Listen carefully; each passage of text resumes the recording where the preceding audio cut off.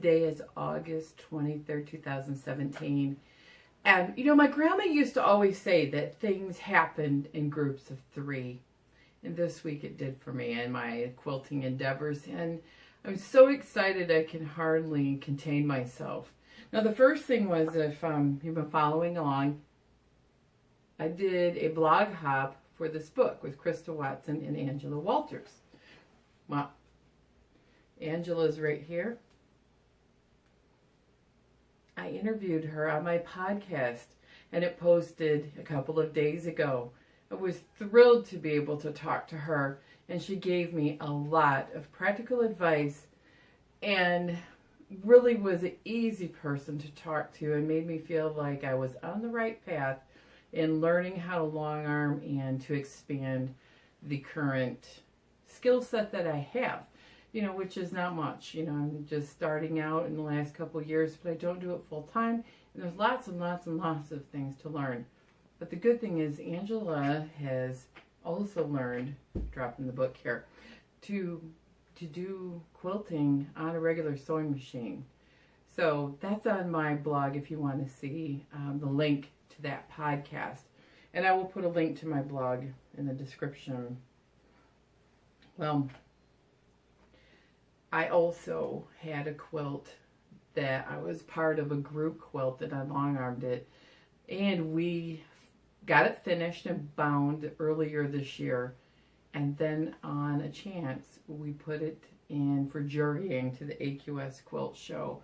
And Saturday I went with my mom, and that was the previous video, and it talked about my vlog of going to AQS Grand Rapids and how excited I was to see the quilt. And I'm so proud of all of us, because it was truly one of those things that together we made something that was beyond any of our wildest dreams. So the third thing that happened is today I had a pattern that I started working on last spring. I do a creative prompt challenge in a Facebook group called My Creative Corner 3. And for several months, we did daily prompt challenges. The challenge was to take that prompt and go for 15 minutes and do like a creative brainstorming or a creative idea, show a picture, share about it. And the week-long challenge that had step by step by step was make a block. And I made an arrow block. The arrow block was a prototype, and I liked it because it was on a diagonal. I wanted something different. I really liked the design element with arrows in it. I submitted it to Moda Bakeshop, and they thought that the pattern was good to put on their blog and website, and so there it is. So what happened was I was able to pick out some fabric that was Moda's new line available this month. This is called Shibori 2 by Debbie Maddie. And these are just 2 layer cakes. I took the layer cakes in a jelly roll, and the pattern you can look up on Moda Bakeshop, and the tutorial on how I quilted it will also be there, but I want to show you the quilt. It's about 62 by 62. And if you want to see a better picture, you'll have to go to the website. I did everything. I designed it, I wrote the pattern, I quilted it. I used 3 stitches. I used a feather in the negative space, a ribbon candy that Angela Walters inspired me to do from that book I showed you at the beginning, the Machine Quilting Blog Hop. And then I used a stipple in the arrowheads.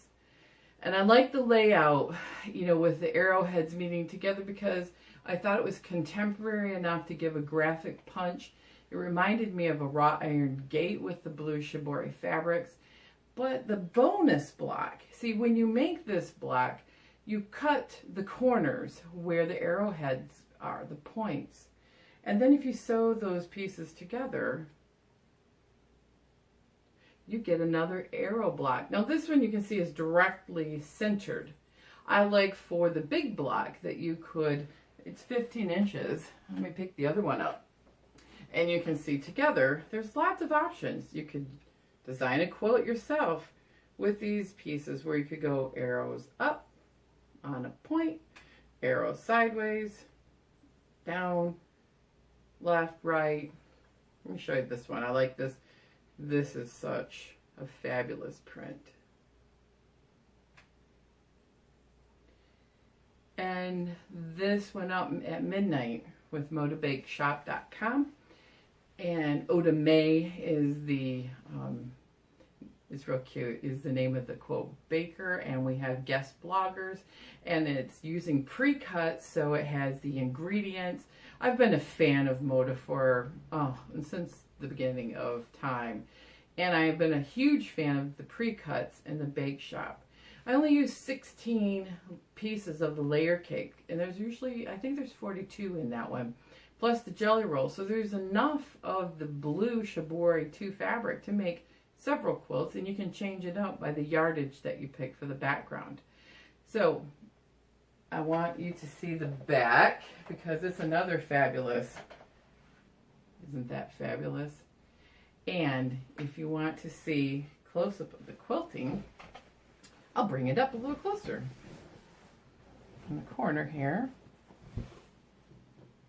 stippling, ribbon candy, and then feathers in the background with this fabulous Shibori.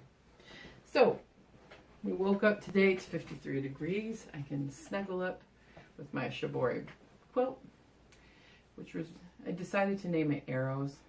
And fall is in the air, the seasons are changing, and I had my 3 things that happened in a week. I expect it may be a little while before I have another week where 3 things all line up in the universe and are published and happen at once, but I'm going to enjoy it. I hope you do too. If you make an Arrows quilt, share it with me. And I really want to see what people do with the bonus blocks, because there's so much potential. In the bonus blocks, you could make a baby quilt or a matching doll blanket for a child, so you can have a mommy and daughter quilt or doll blanket, baby blanket. It could be a baby quilt. There's so many things. You could add other block elements. I'm thinking of making mine with more expansive negative space and having those arrows be some sort of design in the quilt. Maybe random. I'm not sure. I'm going to play around with it on my design wall. And if you want to follow me on my blog and Instagram as well as here, I will be doing kind of a diary over the month of September on some ideas for designing that. Have some other things happening in September that I'll be able to share about later, so there's always some exciting things happening in my quilting journey. So today, Arrows published on Moda Bakeshop. You can see all of my social media here on YouTube, as well as my webpage of gotta put that on there, mycreativecorner3.wordpress.com. It's kind of a splash page with all my information, plus the tutorial on how I quilted it. Until next time, quilt on, everyone.